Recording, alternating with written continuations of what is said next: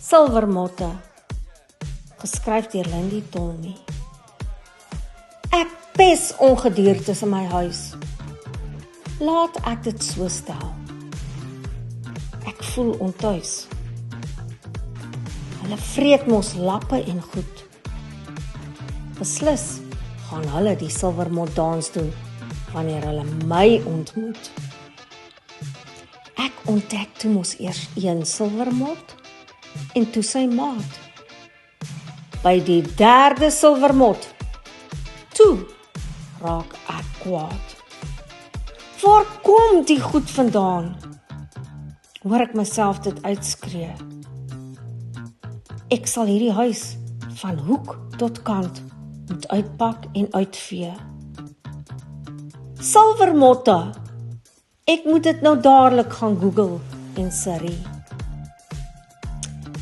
Wat maak hierdie gediertes dood? Voor ek myself berillie. Die vierde silvermot kom lê in my siel soos groeipyne.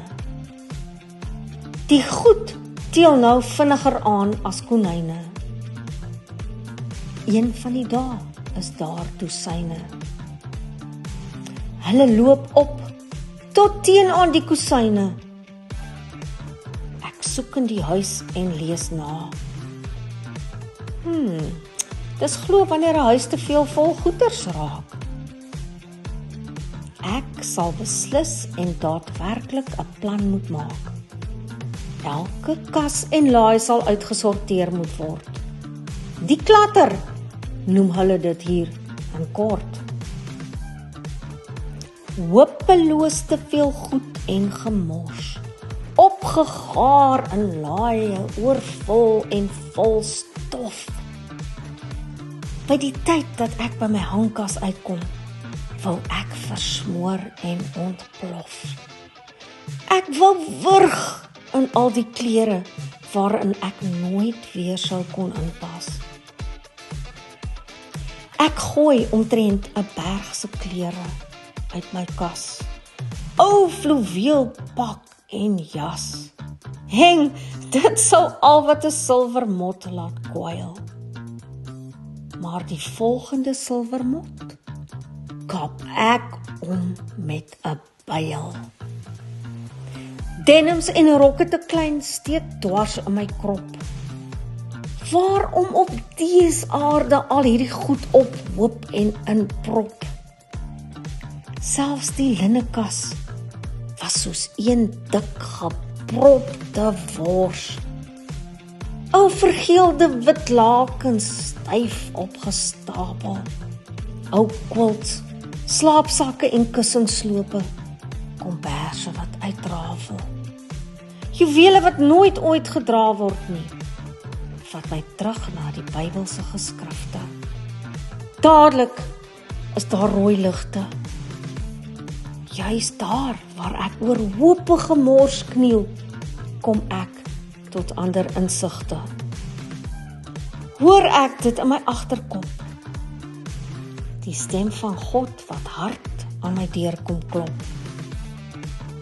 Moet nie goeders by mekaar maak wat mot en roes kan verniel.